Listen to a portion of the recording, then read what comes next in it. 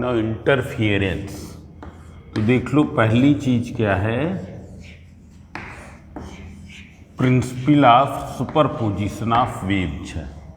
Principal of superposition of waves का पहला point क्या है, 2 or more waves can travel simultaneously in a medium without affecting to each other। इसको हम ऐसे समझ सकते हैं, इस रूम में बहुत सारी रेडियो वेव्स प्रेजेंट है, पर जब हम क्या है रेडियो सेट को ट्यून करते हैं corresponding to a certain frequency, तो उसका ब्रॉडकास्ट हमको क्लियरली सुनाई देता है। हम ऑल इंडिया रेडियो लखनऊ को ट्यून करें वो सुनाई देगा, BBC लंदन ट्यून करें वो सुनाई देगा, मतलब सभी की रेडियो वेव्स यहाँ पर प्रेजेंट है, तभी वो उनको कैच कर पा रहा रेडियो सेट।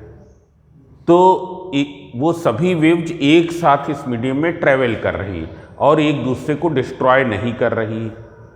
ऐसे अगर कहीं एक दूसरे को डिस्ट्रॉय कर रही होती तो क्या होता, वो ब्रॉडकास्ट कुछ करते सुनाई कुछ देता। ऐसे सो उसी तरीके से हम यहाँ मैकेनिकल वेव्स के पहले देख लो डायग्राम से। अगर ये एक रोप है, वैसे हम लोग पढ़ेंगे इलेक्ट्रोमैग्नेटिक वेव्स, बट रूल्स क्या है सब वही है। ये एक रोप है, रोप के दोनों एंड एक एक लोग पकड़े हुए हैं and they are snapping simultaneously. Snapping means giving the jerk. So what will happen, a pulse will produce. Suppose they have snapped in the same way, so that the pulse which produces it displacing the rope particle in upward direction। जो pulse produce हो रही है वो रोप के particle को, ये रोप है उसके पार्टिकल को अपवर्ड डिस्प्लेस कर रही है। हियर मीडियम इज रोप, यहाँ मीडियम क्या है, रोप। जैसे अभी जो हम बोल रहे हैं वो साउंड तुमको किस मीडियम के थ्रू पहुंच रही है, एयर के through. So when they will superpose what will happen, both at any point both the pulses will meet। At that point what will be the resulting displacement, resulting displacement will be equal to the sum of the displacement caused by individual waves। And after meeting what will happen, they will separate out। separate out means क्या हो जाएगा, ये वाली pulse जो है now it will be in this side and this will be in this side. ऐसे सो जब कभी सुपरपोजिशन वेव्स का, सुपरपोजिशन मतलब वेव्स का एक ही पॉइंट पर मिलना, वेव्स को एक ही पॉइंट पर ओवरलैप करना, जब कभी सुपरपोजिशन ऐसा हो that both the waves are displacing the particle in the same direction, then at that point what will be, resulting displacement will be maximum। जो resulting displacement होगा maximum होगा। जो resulting wave होगी, मतलब इन दोनों के सुपरपोजिशन से जो वेव बनेगी उसका एम्पलीट्यूड क्या होगा, मैक्सिमम होगा। और इंटेंसिटी ऑफ वेव किसके डायरेक्टली प्रोपोर्शनल होती है, it is directly proportional to the square of amplitude. Means क्या हो जाएगा, वहाँ पर मैक्सिमम इंटेंसिटी प्रोड्यूस होगी। अगर सपोज कहीं दो साउंड वेव्स होती ऐसे ही ट्रैवल करती, जहाँ पर ये इस तरीके से सुपरपोज करेंगी वहाँ पर लाउडर साउंड सुनाई देगी।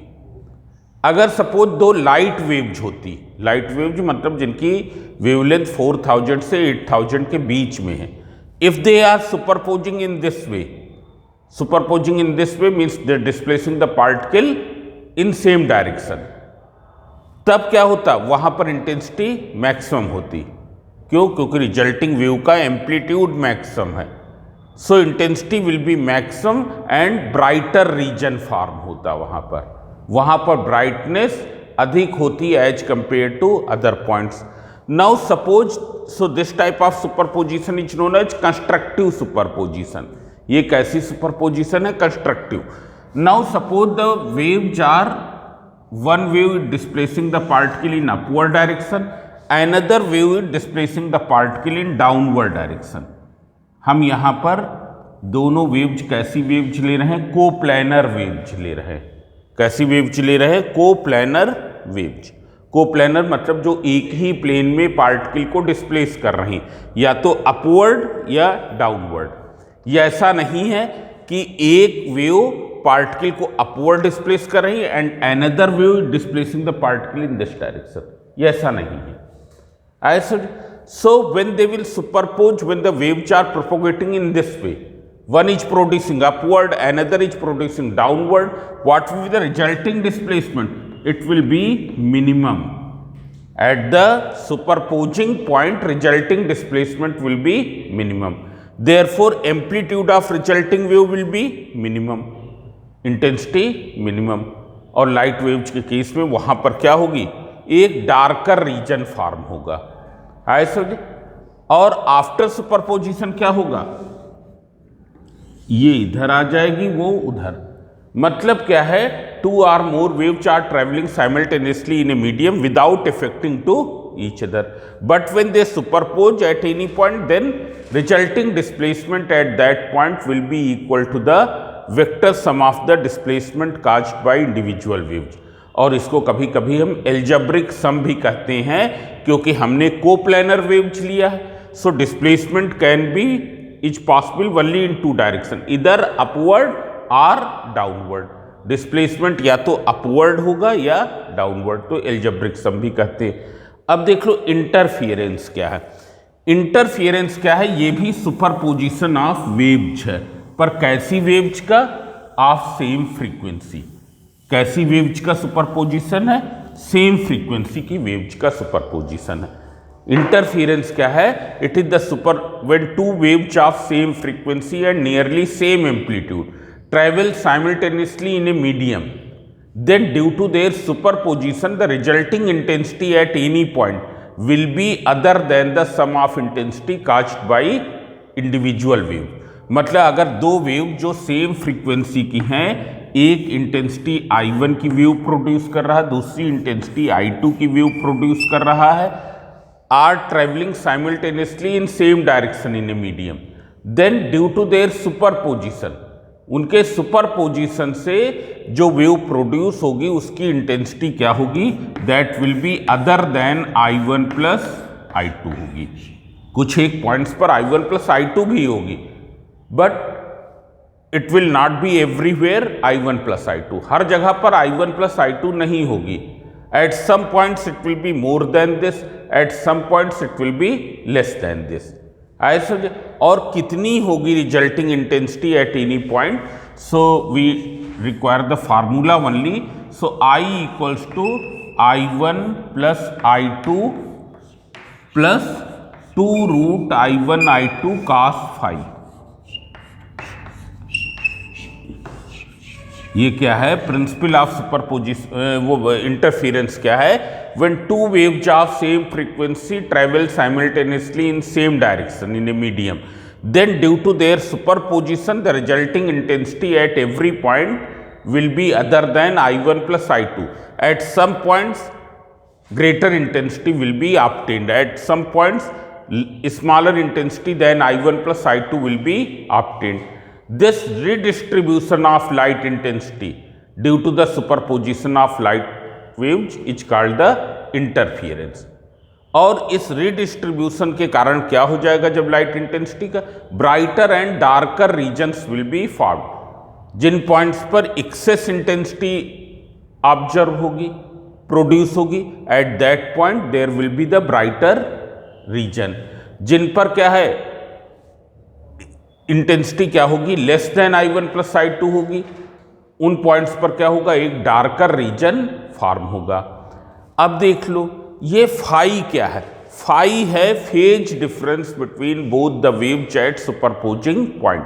अब इसको समझ ले, फेज डिफरेंस प्रोड्यूस कैसे होता है, तो फेज डिफरेंस 2 तरीके से प्रोड्यूस हो सकता है। एक तो वेव्स अगर डिफरेंट टाइमिंग्स पर प्रोड्यूस होंगी, there may be a phase difference where delta phi equals to what, तुमने पढ़ा है 2 pi upon capital T. Capital T क्या है, it is the periodic time of the wave, into delta T.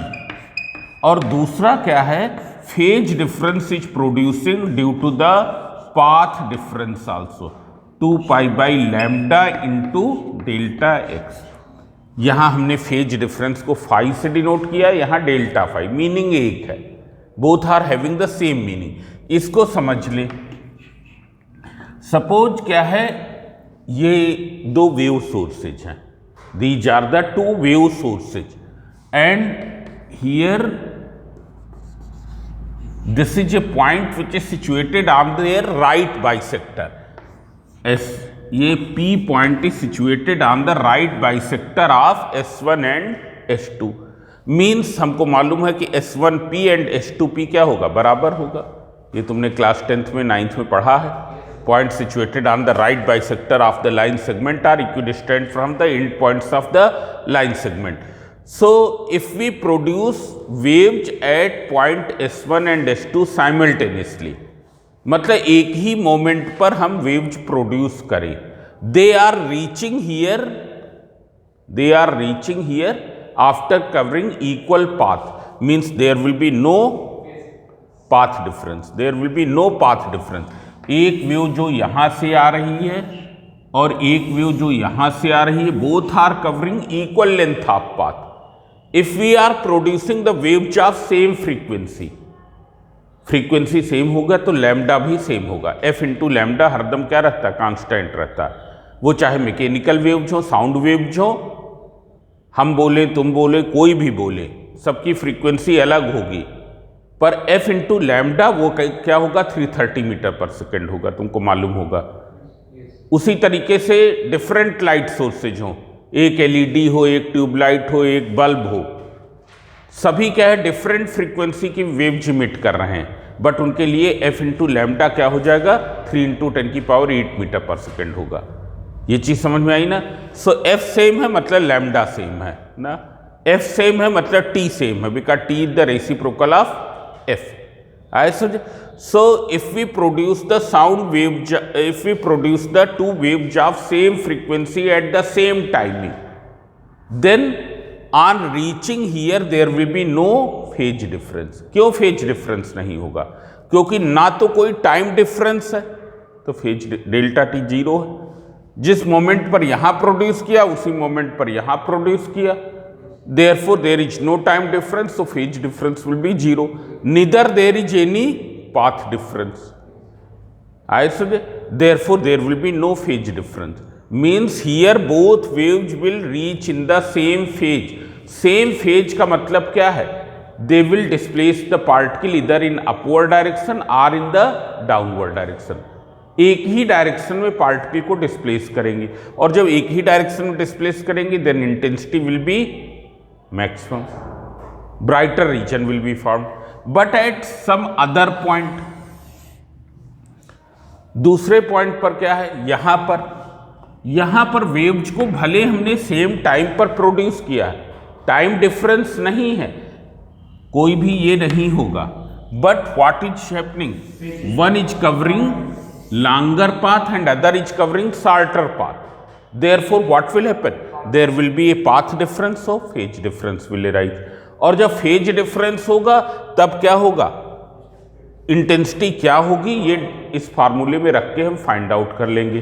हमको ये मालूम है कि जब फेज डिफरेंस कितना होता है, 0 हो या 2 पाई हो, 4 पाई हो या 6 पाई हो या इवन मल्टीपल ऑफ पाई हो, m की वैल्यू कितनी हो, 0, 1, 2, then what will happen, this intensity will be maximum. क्यों, क्योंकि इन वैल्यूज पर cos फाई क्या होता है, 1। I की वैल्यू फाई पर डिपेंड करेगी, क्योंकि I1 और I2 तो फिक्स वैल्यूज हैं, I1 इज इस वेव की इंटेंसिटी, I2 इस वेव की इंटेंसिटी है, ये तो चेंज नहीं हो जाएंगे ड्यूरिंग प्रोपोगेशन। सो चेंज क्या होने वाला है, cos phi, and cos phi की मैक्सिमम वैल्यू क्या होती, 1 इन एंगल्स पर। So what will happen, maximum intensity will be observed, and maximum intensity will be observed, ये तुमने पढ़ा ही होगा, I1 plus I2 plus 2 root I1 I2। मतलब वेव्स सेम फेज में कब सुपरपोज करती हैं, वेव्स कंस्ट्रक्टिवली कब सुपरपोज करती हैं, constructive superposition means constructive interference. Constructive interference कब होता है, constructive interference meaning, constructive superposition meaning that both waves are displacing the particle in the same direction. कब होगा? when phase difference between the superposing waves क्या है? even multiple of pi हो. ऐसा in that case maximum intensity will be observed. A brighter region will be formed. उसको हम क्या कहते हैं? ब्राइट फ्रिंज कहते हैं. क्या कहते हैं? ब्राइट फ्रिंज कहते हैं. ऐसा अब अगर हम देखें ये मिनिमम इंटेंसिटी कब मिलेगी? जब cos phi की वैल्यू मिनिमम हो. Minimum intensity will be observe when cos phi has minimum value which is equal to -1. मतलब क्या हो? फाई कितना हो? Pi 3 pi and so on. मतलब कितना है?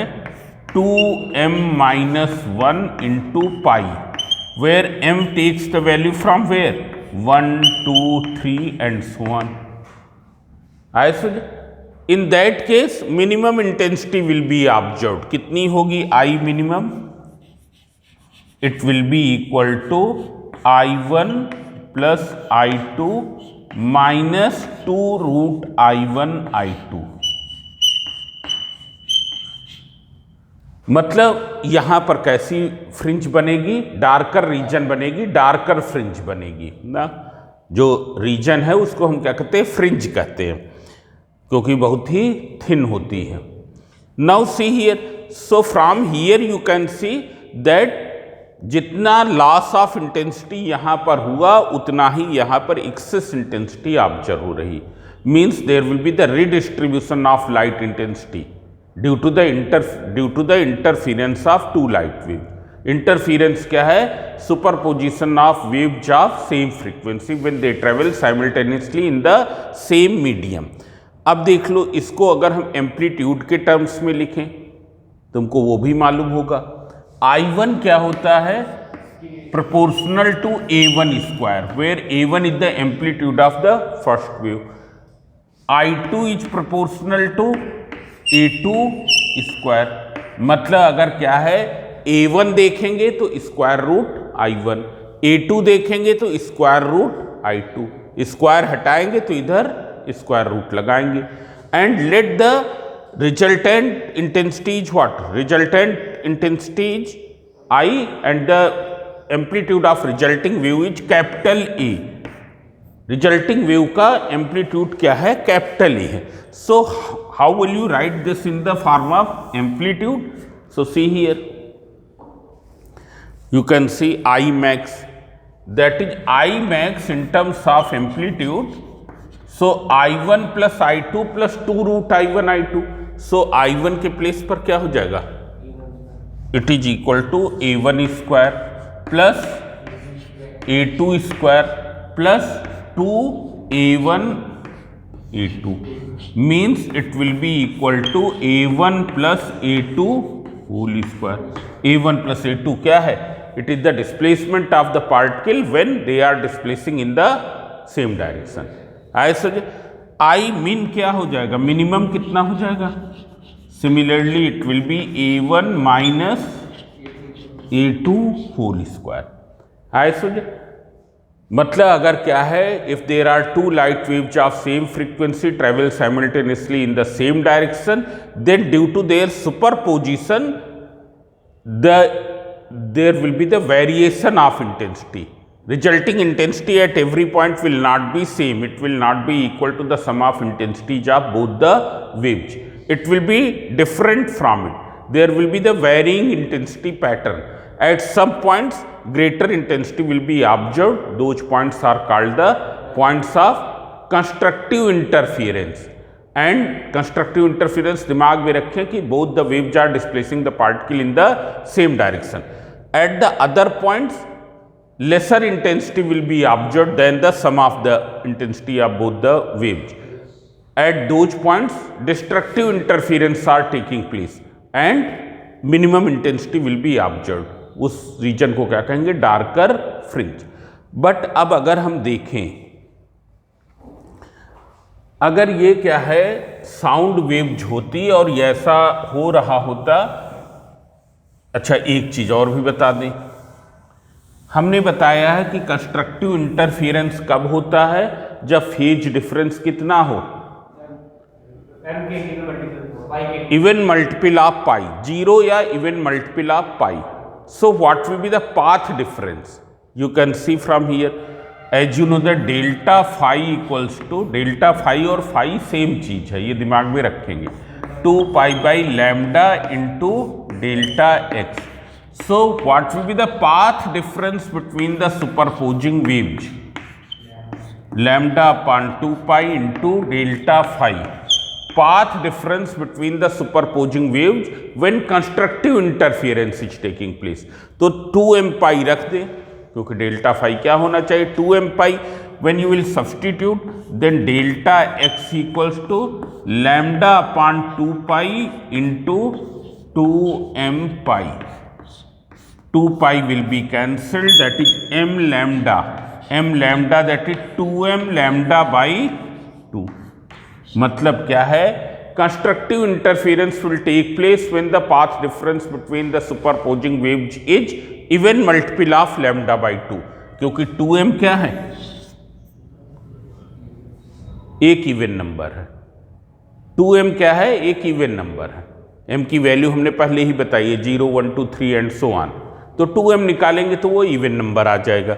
So when the path difference between the superposing waves is even multiple of lambda by 2 or phase difference is even multiple of pi, waves will superpose constructively, maximum intensity will be observed, brighter region or brighter fringe will be formed. ऐसे intensity क्या होगी, अभी लिखा ही है ना. Similarly, in which what will be the path difference when the constructive interference is taking place? तो हमको मालूम है उस केस में डेल्टा फाई क्या होता है. डिस्ट्रक्टिव इंटरफेरेंस के केस में डेल्टा फाई होता है 2m minus 1 into pi. So see here, pi and pi cancel. when you will simplify it is 2m minus 1 into lambda by 2. 2m क्या है, इवन में एक घटाएंगे क्या आएगा, odd, means odd multiple of lambda by 2 for the destructive interference. Now see here, अगर दो sound waves हैं और उनके बीच में ऐसा है तो क्या है, हमको या तो जब कंस्ट्रक्टिव इंटरफियरेंस होगा then louder sound will be heard, destructive interference होगा क्या होगा, एक हमको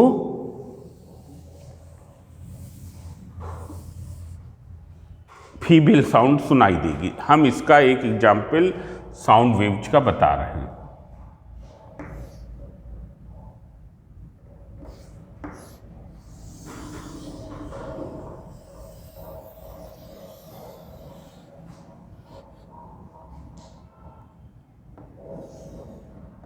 एम्पलीट्यूड पे डिपेंड करता है क्या, और क्या, एम्पलीट्यूड पर तो डिपेंड नहीं कर रहा हूँ.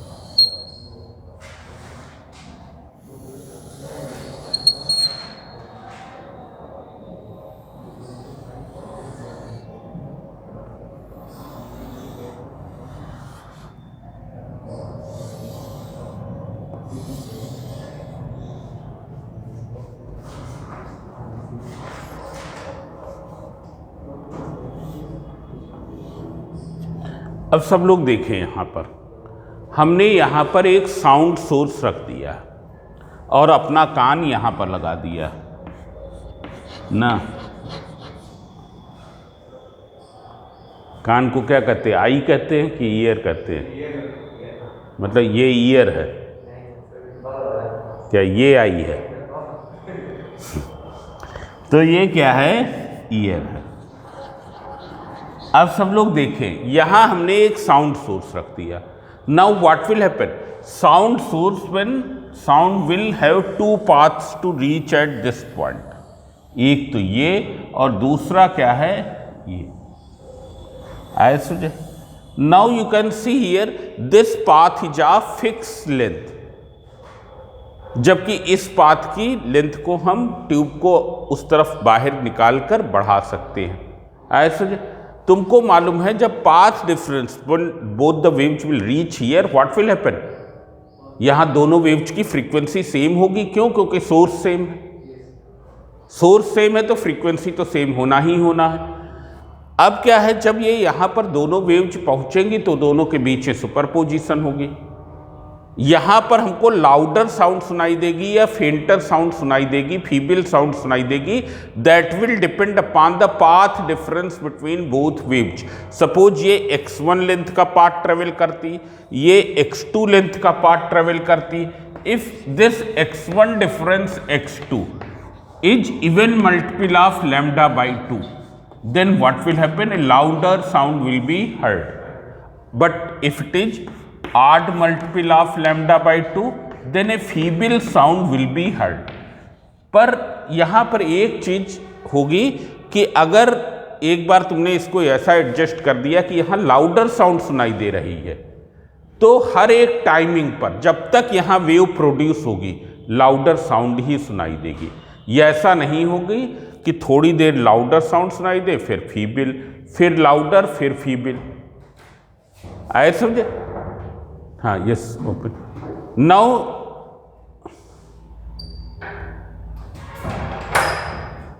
खोल दो। 3. So now see here. Now, so if for one setting louder sound is heard here, then at every timing there will be the louder sound. Feeble तभी सुनाई देगी जब इसको तुम थोड़ा और बाहर निकाल दो और क्या बन जाए, odd multiple of lambda by 2। Otherwise same setting के लिए with time intensity will not very. Now you see the case of the light waves. One light source is this, another light source is this. क्या तुमको इस room में कहीं पर भी ऐसा लग रहा है कि कहीं पर एक्सेस इंटेंसिटी है, कहीं पर कम इंटेंसिटी? नहीं लग रहा। आए समझे? क्या इसके मतलब इंटरफियरेंस नहीं हो रहा वेव्स का, लाइट वेव्स का? तो हो रहा। वो भी क्या है, इंटरफियरेंस हो रहा है, बट वो हमको विजिबल नहीं है। क्यों नहीं विजिबल है? क्योंकि जो ब्राइटर और डार्कर रीजन्स फॉर्म हो रहे हैं, their intensity is quickly varying with time. और कितनी क्विकली विद टाइम वेरी कर रही है? हमको मालूम है लाइट की स्पीड क्या होती है, 3 × 10⁸ मीटर पर second. So what will happen, these regions of brighter and darker regions are quickly varying, means the intensity at any point is varying with time very quickly, and therefore our eye is not able to observe that. ऐसे जैसे ये पंखा जब चलने लगता है तो इसके पर हमको अलग अलग नहीं दिखाई देते हैं। ऐसे क्यों? क्योंकि वो परसिस्टेंस ऑफ विजन हमारी उतनी नहीं है, so that we can observe separately. It's clear? So here the superposition is taking place, interference is taking place, but that interference is not steady। जैसे यहाँ पर steady था, steady था मतलब टाइम के साथ इंटेंसिटी वेरी नहीं कर रही थी for a given setting. It is clear? वो क्या था, कांस्टेंट इंटरफियरेंस हो रहा था। यहाँ पर क्या हो रहा है, once both waves are constructively interfering, then at the next instant they are interfering destructively। अब ऐसा क्यों हो रहा? होना तो नहीं चाहिए। क्यों? क्योंकि पाथ डिफरेंस तो वही रहेगा। ये x1 लेंथ कवर कर रही, वो वाली x2 लेंथ, तो पाथ डिफरेंस तो वही है। They are producing the waves of the same frequency. तो ऐसा क्यों हो रहा कि इंटेंसिटी विद टाइम वेरी कर रही है? अब उसका रीजन क्या है, यही सबसे इंपॉर्टेंट पॉइंट है। क्या रीजन है कि intensity is varying with time? Intensity is varying with time मतलब क्या, डेफिनेटली फेज डिफरेंस चेंज हो रहा है, तभी इंटेंसिटी वेरी करेगी। When phase difference will be even multiple of pi, constructive interference will take place. When the phase difference will be odd multiple of pi, destructive interference will take place. So क्यों हमको यहाँ phase very क्यों कर रही है between the superposing waves? तो उसका reason क्या है? यहाँ पर साउंड सोर्स क्या है? कोई भी विसिल, कोई भी साउंड सोर्स है, वो वेव सोर्स क्या है? एक फिक्स है। वेव सोर्स क्या है? एक फिक्स सोर्स है। आए समझ? जबकि लाइट में क्या है? Light is produced by the atoms. कैसे? तुम एक सिंपल सा ये बल्ब लो, हमने बल्ब की आउटर कवरिंग नहीं बनाई है, ये फिलामेंट है। This filament is made up of number of atoms. When current will be passed, what will happen? Filament will become heated because of its resistance. जब ये अपने रेजिस्टेंस के कारण हीटअप हो जाएगा, देयरफॉर एटम्स की एनर्जी क्या हो जाएगी? बढ़ जाएगी। ये क्या है? Energy level diagram for atoms है। ऐसे हमने ये कई एनर्जी लेवल ड्रा कर दिए ना। What will happen? This is the ground energy level, मतलब ग्राउंड स्टेट पर रूम टेम्परेचर पर कितनी एनर्जी होगी, that will B indicated by this level. When current will be passed, heat energy will be produced, atoms will become excited, they will reach to the some excited energy state. वो कुछ excited energy state में जाएंगे। ऐसे suppose ये वाला atom यहाँ से यहाँ चला गया, कोई ज़रूरी नहीं कि एक ही मोमेंट पर 100 एटम एक्साइट हो रहे और सभी यहाँ से यहाँ जाए। हो सकता कोई यहाँ से यहीं जाए, कोई यहाँ से यहाँ पहुँच जाए, कोई यहाँ से यहाँ पहुँच जाए, but they can remain in the excited state only for 10 की पावर -8 सेकेंड। ये तुमको मालूम ही होगा। And from excited state they will return to their parent energy state, इधर डायरेक्टली और इनडायरेक्टली। डायरेक्टली या इनडायरेक्टली का मीनिंग क्या है? या तो डायरेक्टली यहाँ से यहाँ आ जाएंगे, या पहले यहाँ से यहाँ आए और फिर यहाँ से यहाँ आए। So when they will return they will emit the extra energy. जाते समय तो गेन करेंगे, लौटते समय लूज करेंगे। They will emit extra energy, that extra energy will emit A photon of definite wavelength. आए समझे? आए समझे? So light is produced by the atomic transition, and atomic transition of one atom is different from the atomic transition of different other atom. क्यों different है? क्योंकि एक atomic transition यहाँ से यहाँ हुआ है, दूसरा हो सकता है यहाँ से यहाँ हो, तो लैम्डा दोनों के केस में बदल जाएगा, एफ दोनों के केस में बदल जाएगा। आए समझे? दोनों के केस में लैम्डा या एफ की वैल्यू बदल जाएगी। एटॉमिक ट्रांजिशन क्यों डिफरेंट है? हो सकता है एक एटम में ट्रांजिशन अभी हो रहा हो, दूसरे एटम में क्या हो 10 मिनट बाद हो। Means light wave is not a continuous wave. जैसे यहाँ पर साउंड वेव एक कंटिन्यूअस वेव है, light wave is not a continuous wave, it travels in the form of discrete pulses. Discrete मतलब अलग अलग। It produced in the form of discrete pulses, and these discrete pulses are produced due to different atomic transition. Therefore, one pulse do not have any phase, definite phase relationship with the other pulse. एक जो light pulse है उसकी दूसरी light pulse से कोई definite phase relationship नहीं है।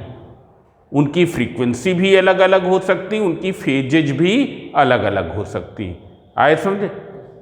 इसलिए क्या है, what will happen when the light waves are coming from these two tube lights at this point? What happens?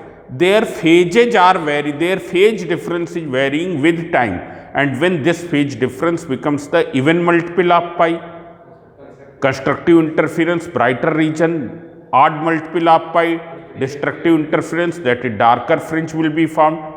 And since these pulses are reaching in a very quick succession, एक pulse के बाद दूसरी pulse आ जाती, दूसरे के बाद तीसरी, और इनके बीच में इतना कम गैप होता है कि ये ब्राइटर और डार्कर रीजन्स जो फॉर्म होते हैं, they change in a very quick succession, and that's why we get a uniform average illumination. एक यूनिफॉर्म एवरेज इल्यूमिनेशन मिलता है, मतलब हर एक पॉइंट पर इंटेंसिटी I1 + I2 होगी। मीन्स ये वेव सोर्सेज कैसे हैं? ये वेव सोर्सेज ऐसे हैं that the waves emitting from them do not bear a constant phase difference with time at any point. ये वेव सोर्सेज कैसे है? so that the waves emitted from them do not have a constant phase difference with time at any point. मतलब किसी point पर इन दोनों waves से, इन दोनों sources से आने वाली वेव्स के बीच का फेज डिफरेंस टाइम के साथ कांस्टेंट नहीं रहता। ऐसे वेव सोर्सेज को क्या कहलाते हैं? Incoherent sources. कैसे सोर्सेज कहलाते हैं ऐसे sources? Incoherent sources. Incoherent sources का मीनिंग क्या है?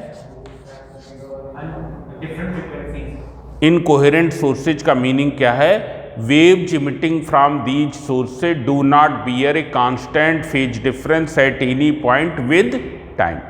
ऐसे और अगर कहीं क्या हो, ये फेज डिफरेंस कांस्टेंट हो, then what will happen? The wave sources will become coherent. If suppose waves coming from these two wave sources at this point are bearing a constant phase difference with time, always even multiple of pi, हरदम 4 पाई है या हरदम क्या है 6 पाई है, तो क्या होगा यहाँ पर? एक ब्राइटर फ्रिंज फॉर्म होगी हरदम।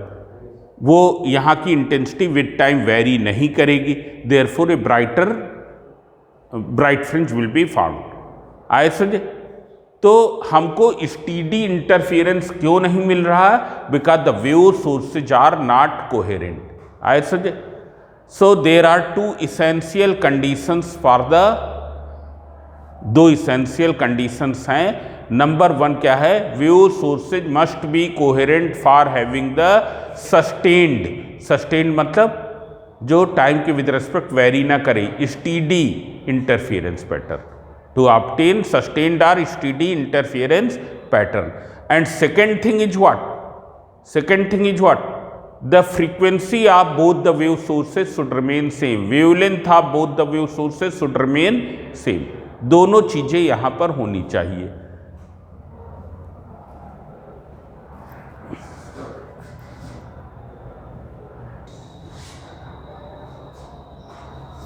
तो देख लो, स्टीडी या इंटरफेरेंस के लिए हमको वेव सोर्सेज कैसे होने चाहिए? Coherent.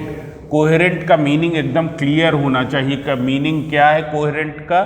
That the waves coming from both the wave sources should bear a constant phase difference with time at any point. आए समझे? टाइम के साथ फेज डिफरेंस क्या रहे? कांस्टेंट रहे, जो कि एक क्या है? इंडिपेंडेंट लाइट सोर्स से, दो इंडिपेंडेंट लाइट सोर्स से जो नहीं हो पाएगा। अब देख लो Young's double slit experiment, Young's YDSE experiment ना। यंग्स, थॉमस यंग एक साइंटिस्ट थे, उन्होंने एक डिवाइस डेवलप की for producing two coherent sources.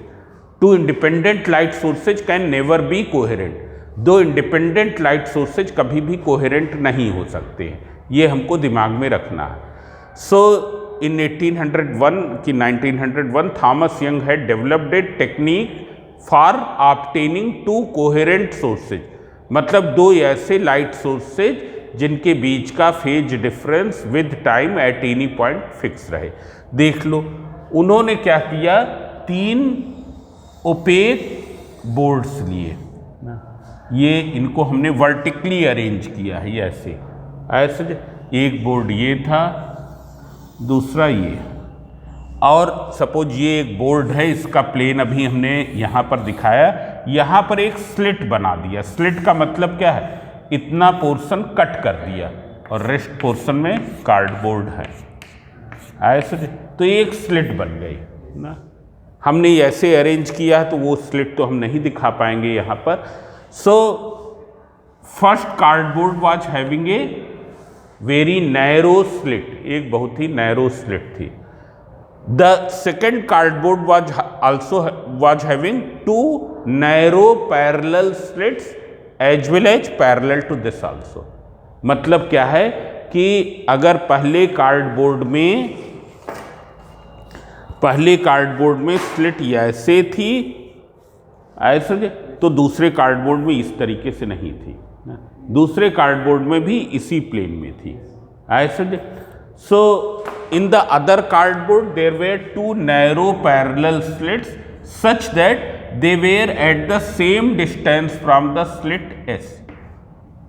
ऐसे मतलब जो डिस्टेंस S की S1 से थी वही डिस्टेंस S की S2 से थी। And here there was a third opaque screen kept in front of it.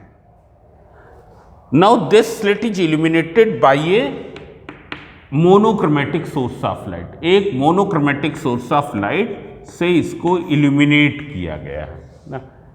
Monochromatic source of light का मतलब सिंगल वेवलेंथ, कोई भी ऐसा वेव सोर्स नहीं है which emits the light of precisely single wavelength, मतलब केवल एक ही वेवलेंथ की लाइट इमिट करे ऐसा नहीं है ना। It will emit the light of different wavelength. वो भले ही क्या है नॉर्मली क्या है बहुत ही कम रेंज में वेरी करें, जो रेंज है वो बहुत कम हो, पर क्या है प्रिसाइजली सिंगल वेवलेंथ का नहीं possible. So it is illuminated by a monochromatic source of light. Now what will happen? It will produce the pulses of light pulses of different phases. It will produce the light pulses of different phases. आया समझे? मतलब एक light pulse ये है जो time के साथ यहाँ पर आ गई है, दूसरी ये है, तीसरी ये है। All are having the different phases. All are having the different phases. तुमको मालूम है प्लेन प्रोग्रेसिव वेव की इक्वेशन क्या होती है, y equals to a sin omega t minus k x, where k the wave number, this determines the phase, this determines the phase. So this is emitting the light waves of different phases. और क्यों light waves of different phases produce हो रही हैं? Because every pulse has produce due to a different atomic transition. हर एक की phase अलग अलग है। But when a pulse is happen to be at S1, then at the same moment it will also be at the S2। जब कोई एक pulse S1 पर होती है तो उसी समय वो S2 पर भी होगी। अब देख लो ये तुम्हारी स्लिट है, तो ये कैसी पल्स, ये कैसा वेव फ्रंट इमिट करेगी? सिलेंड्रिकल वेव फ्रंट, ये मालूम होना चाहिए। YDAC एक्सपेरिमेंट में कैसा वेव फ्रंट इमिट यूज हो रहा? सिलेंड्रिकल वेव फ्रंट, क्योंकि एक लाइन सोर्स बन जाएगा। ऐसे so when A light pulse happens to be at S1, then it will also be at the S2. Therefore, from Huygens principle, what will happen? S1 and S2 will become the secondary waves. They will start emitting out the secondary waves of the same phase and frequency as जो इसकी है। आए समझे? Therefore, what is the initial phase difference? Initial phase difference मतलब जिस moment पर S1 और S2 secondary wave के सोर्सेज बन रहे हैं, तो at the beginning what is the phase difference?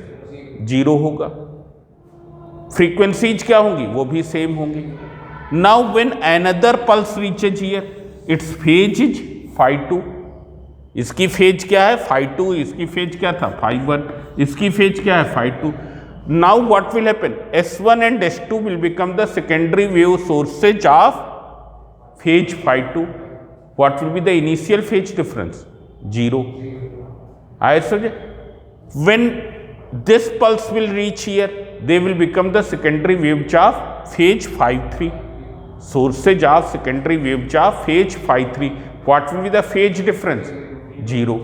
Means S1 and S2 will emit out the secondary waves which bear a constant phase difference। और यहाँ पर phase difference क्या है?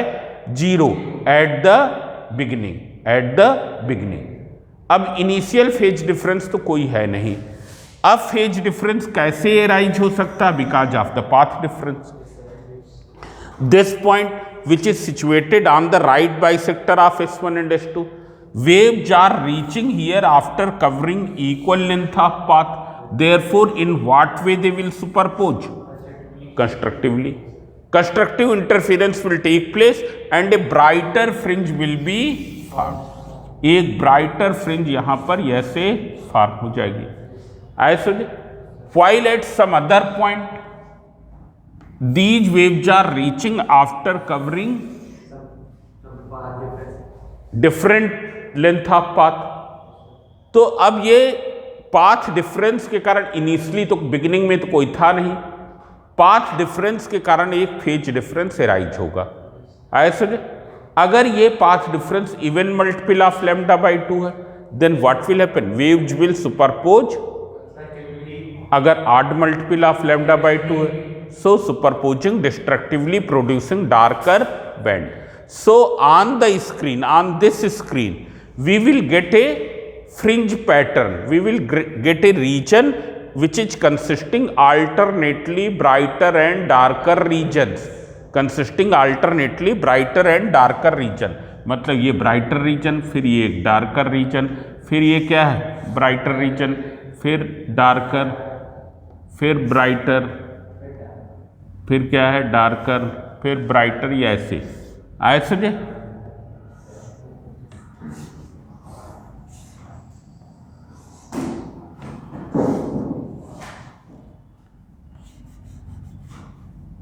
मतलब हमको ये एक फ्रिंज पैटर्न मिल जाएगा। ऐसे means what is the interference pattern of the Young's double slit experiment YDSC। ये क्या है, it is consisting alternately brighter and darker regions in the either side of central bright fringe which is obtained just in front of the right bisector of the double slit। ऐसे right bisector of the double slit. अब देख लो, अब हम यहाँ पर इनके बीच की distance को किससे डिनोट करते हैं, स्मॉल d से। ऐसे और this is denoted by capital D, distance of the screen from the plane of double slit, this is the plane of double slit denoted by capital D। For having the fringe pattern of definite एक significant width, इनकी width क्या हो, significant हो, क्योंकि अगर width बहुत कम होगी what will happen, resolution will become very very less, we will not be able to see them separately from some distance. So for having a for having fringes of significant width, ये small d क्या होना चाहिए, as small as possible, less than 1 mm। हमने तो बहुत अधिक distance पर दिखाया, 1 mm से कम डिस्टेंस पर होना चाहिए, and capital D should be large. Now how will you deduce the formula of fringe width, वो हम बता रहे हैं, it's derivation is in your course, वो डेरिवेशन तुम्हारे कोर्स में है। ये मालूम होना चाहिए कि YDSC किस टाइप का फ्रिंज पैटर्न किस टाइप का वेव फ्रंट यूज करता है, सिलेंड्रिकल वेव फ्रंट।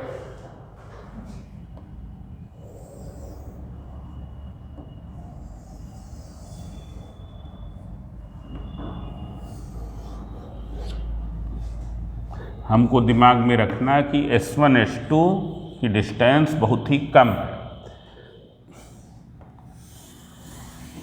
यहाँ पर सेंट्रल ब्राइट फ्रिंज बनेगी, at this point central bright fringe will be obtained. Now here we take some general point, ये तो एक स्पेसिफिक पॉइंट हो गया, स्पेसिफिक क्यों, because it is situated just in front of the, it is situated on the right bisector of S1 S2 and this is P।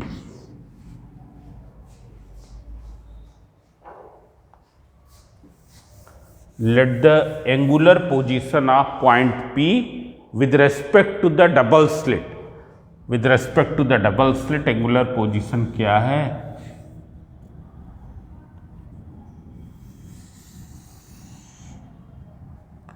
it is theta।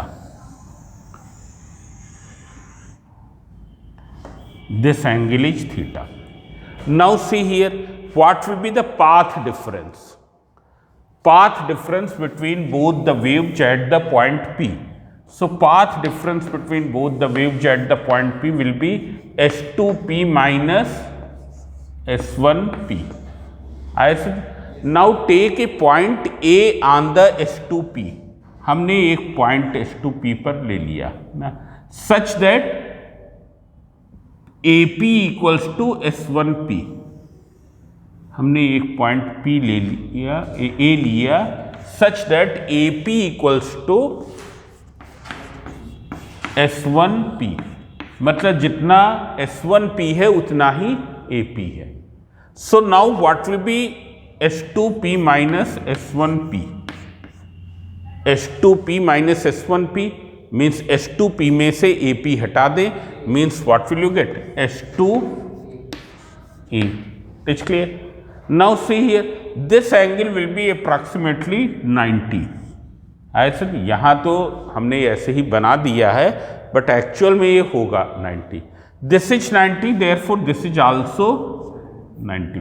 This angle is theta, so this will be 90 minus, so this angle will B theta. तो हमको इतने पछड़े में फंसना ही नहीं है, अब direct theta वहाँ लिख लेंगे। आए समझे? ये नंबर देने वाले को मालूम रहेगा कि तुमने यहाँ थीटा लिखा, यहाँ थीटा, तो उसको वो समझ लेगा कि हाँ ये ठीक मामला। अब हम क्या करेंगे? This is distance D, so you find S2A in terms of D and theta. So see here, triangle S1A S2, this is sin theta, sin theta will be equal to S2A upon S1 S2, that is S2A upon D। समझ में आया ना? So what is S2A? It is D sin theta, it is D sin theta, means what is delta x? Delta x is equal to S2A, delta x is equal to S2A, you can see here, delta x equals to D sin theta। Now see here, as already we know that small d is very small and capital D is very large। I see, this is the distance of point P from O, this we take as x। It's clear? So because of these approximations, theta will be a very small angle। Theta क्या होगा? एक बहुत ही small angle होगा। ऐसा small D is very, यहाँ तो नहीं लग रहा, यहाँ तो थीटा बहुत एक सिग्निफिकेंट वैल्यू होगी, करीब 40 डिग्री के आसपास, 45 डिग्री के आसपास होगा। ऐसा but otherwise when we consider these approximations, when we observe at these microscopic level, ये लेस देन 1 mm है। ऐसे ये क्या है? 5-7 मीटर है। So small d theta will be very small, and for very small angle sine theta will be equal to tan theta. Sine theta will be equal to tan theta. Small angles के लिए तुमको मालूम है, sine theta theta के बराबर, cos theta 1 के बराबर, tan theta theta के बराबर, tan theta equals to theta. So see here, in triangle this you can take as O dash, it's clear? O dash OP, triangle O dash OP, triangle O dash OP, what will be tan theta? If you see triangle O dash OP में tan theta कितना है? So it will be equal to OP upon OO dash, OP upon OO dash। What is OP? OP is x and OO dash is capital D। It's clear? So now see here, what will be the path difference? So path difference will be delta x equals to D sin theta, but already you have seen that sin theta is nearly equal to tan theta, and tan theta you have calculated as x upon capital D। So what is delta x? It is D into x upon capital D। What is x? Distance of point P from central bright fringe, distance of point P from central bright fringe। Now note down this।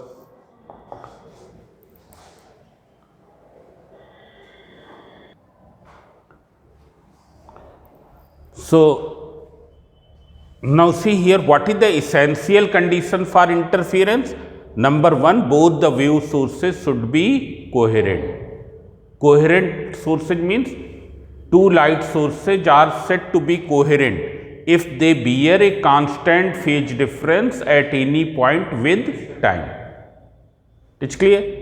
And second condition, second essential condition is that both the waves should emit both the sources should emit the waves of same frequency, same wavelength. Now see here, for brighter fringe, for bright fringe. So as we know that for bright fringe, this path difference should be even multiple of lambda by 2, that is 2m into lambda by 2. So see here, what will be delta x? तो delta x को हमने ऐसे लिख लिया d into xm upon capital D. Meaning हमको पता होना चाहिए, small d distance between both the slits, capital D distance of the screen from the plane of double slit. It's clear? xm is what? It is the distance of mth bright fringe, distance of mth bright fringe from central bright fringe. और central bright fringe कहाँ बनेगा हमने बताया है, just in front on the right bisector of S1 S2. So it will be equals to 2m lambda by 2. So this and this cancel. When you will simplify, what will you get? xm equals to m lambda capital D upon small d. Now there is a formula of fringe width. Fringe width जिसको किससे denote करते हैं तुम लोगों को मालूम होगा, beta से. It is the distance between two consecutive bright fringes, two consecutive dark fringes. Distance between two consecutive bright fringes and distance between two consecutive dark fringes means fifth और sixth fringe के बीच की, bright fringe के बीच की distance, third bright fringe और fourth bright fringe के बीच की distance. ऐसे अगर हम देखें थर्ड ब्राइट फ्रिंज की distance from the central bright fringe क्या है, सपोज थर्ड ब्राइट फ्रिंज यहां पर है, फोर्थ ब्राइट फ्रिंज यहां पर है, this will be the beta. It's clear? Now how will you find this distance? तो सब लोग देखें, थर्ड ब्राइट फ्रिंज की distance from the central bright fringe आए समझे. ये क्या है, फोर्थ ब्राइट फ्रिंज की distance from the central bright fringe. ये थर्ड की डिस्टेंस है फ्रॉम सेंट्रल ब्राइट फ्रिंज, ये फोर्थ की डिस्टेंस है. x4 में से x3 को क्या कर दें, सब्ट्रैक्ट कर दें. x4 में से x3 को सब्ट्रैक्ट कर दें. आए समझे. So here what will you do, you will write xm plus 1, हम तो जनरल टर्म्स में लिखेंगे, equals minus xm. So it will be equal to what, m plus 1 into lambda d upon small d minus m lambda d upon small d.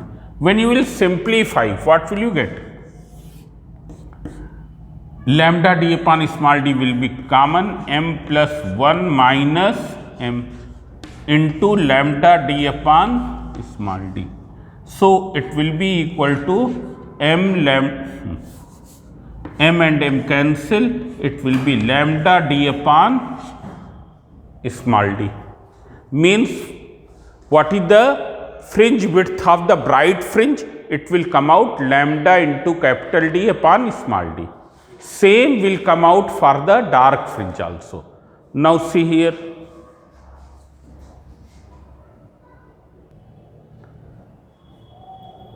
अब देख लो dark fringe के लिए क्या होगा, पाथ डिफरेंस कितना होना चाहिए, it should be even multiple of lambda by 2.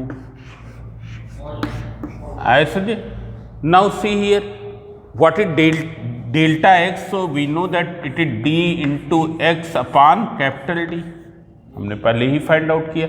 इसको हमने लिख लेते एक्स डैश एम, क्या लिख लेते, x dash m equals to 2m minus 1 into lambda by 2। So what is x dash m, it is equal to 2m minus 1 into lambda D upon 2 into small d. ऐसा जी, ये x dash m हो गया, distance of mth order dark fringe from the central bright fringe, distance of mth order mth dark fringe from central bright fringe, ये क्या चीज है, x dash m। now what is the fringe width, it is the conjugate distance between two consecutive dark fringes, इस फार्मूले से निकालें, distance between two consecutive dark fringes, it will be x dash m plus 1 minus x dash m। अब सब लोग देखें, ये तो x dash m की वैल्यू है, हमको m plus 1 निकालना है, तो यहां पर m को रिप्लेस करना पड़ेगा, तो हर जगह पर करना पड़ेगा।